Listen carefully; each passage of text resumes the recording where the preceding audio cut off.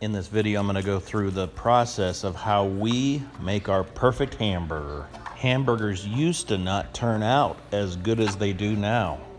It's definitely a trial and error until you get it right and make improvements. Let me go through the details on how we do it. Now, it's best to start with hamburger that has not been frozen.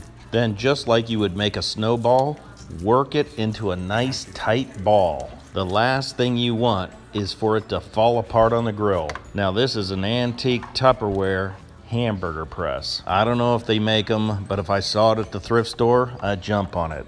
It presses all the hamburger meat completely into a perfect, tight hamburger patty. Now, there's also a few tricks on the grill that we'll show you. Now, we've got the grill all fired up, just trying to keep the chickens out of the way. This table here used to be the front of the refrigerator. We upcycled this stainless steel door, makes a really nice table. Now, with the grill nice and hot and a little bit of oil on the grill, you let the hamburgers cook for about 1 minute, no more than that. If you don't flip them right away, they start to stick.